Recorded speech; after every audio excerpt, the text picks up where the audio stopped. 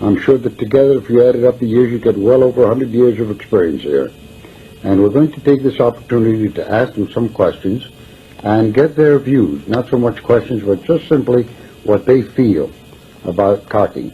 I'll start with James McWhite, who's in the middle of our picture right now, and ask him, if you were to stay in the sport for the next 20 years, Mac, how would you breed, or what kind of fowl would you be looking for to keep you in the sport for the next 20 years?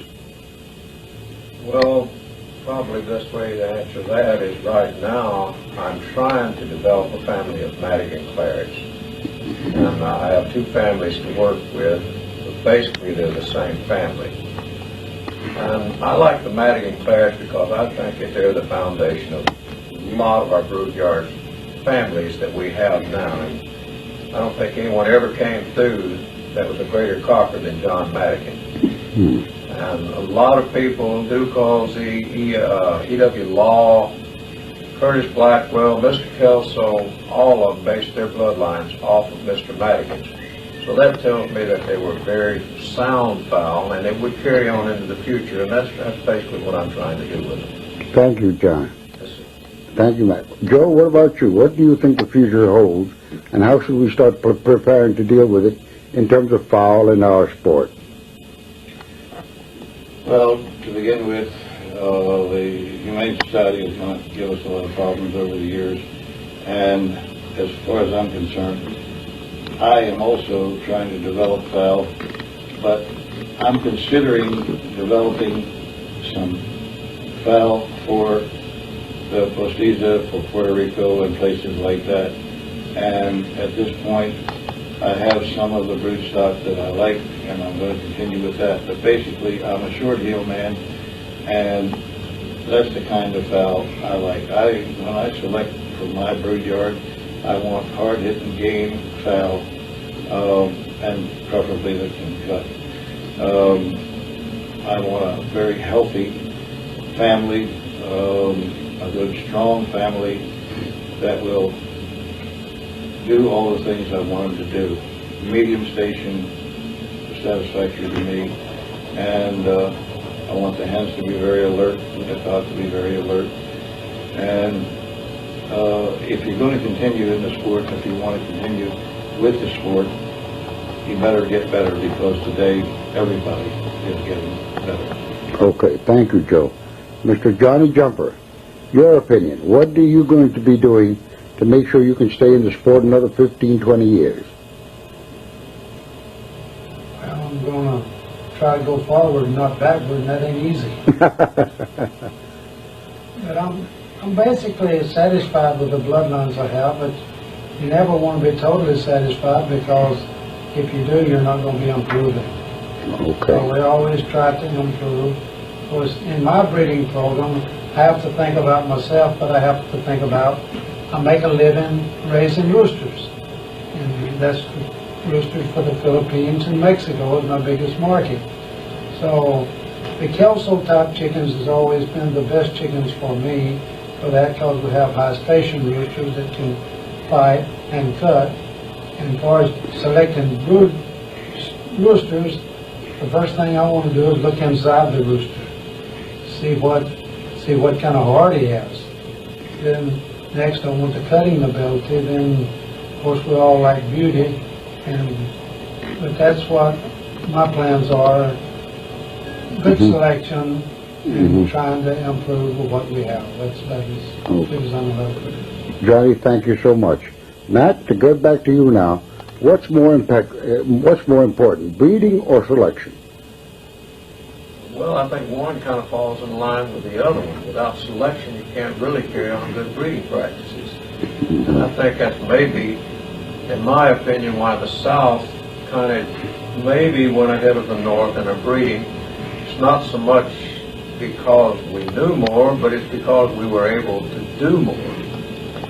We had a lot more land that we could use to breed numbers. And of course, with numbers, you get a better selection to carry your fowl on with. To continue with the same idea with Joe, you've been to so many countries, you've seen so many chickens. Are they all the same family of chickens? You think by now they've separated out into different sorts of animals altogether? As far as I'm concerned, I feel the same as I felt 20 or 30 years ago. I simply believe that there are horses for courses and cocks for heels. And anyone that's going to fight in one particular type field, if he is a selective breeder and he breeds for that one type, he will be more successful than if he tries to breed a universal type cock.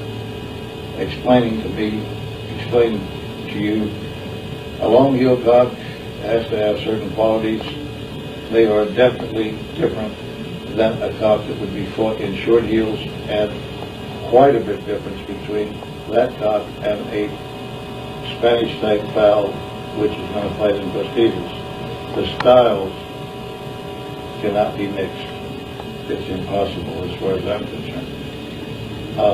We do have the influence of Oriental fowl now, which is affecting both families.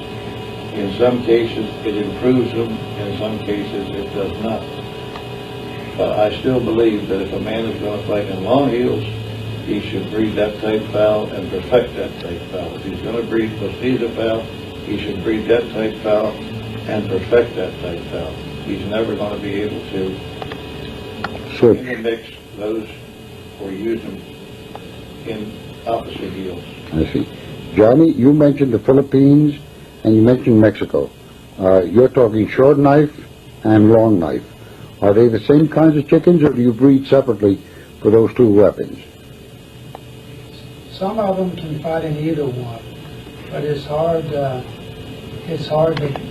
keep that strand going because they are at the borderline where they can fight in each one of those. So I'll agree with Joe. You more or less need to breed them for one specific weapon that they're going to be fighting against, because there is so much difference.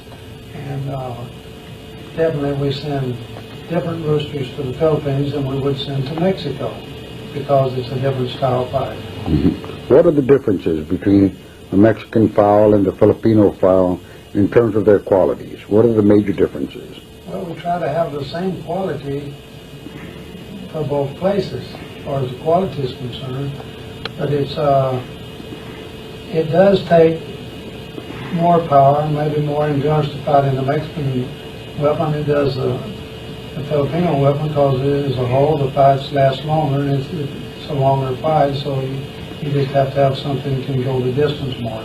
Okay, thank you. And Matt, now I have to ask you another question. What's the role of the A-seal in all this? What does the A-seal do for anybody who breeds? A-seal basically is going to put good health in the fowl. If you raise, we'll say, an A-seal cross, if he hatches out, unless something like a wild animal or a hawk or an owl, unless something catches him, he's pretty well going to make it because of the health. They just don't come down with very much disease. They're almost disease resistant. And the qualities they're going to put in is good cutting, and they're going to put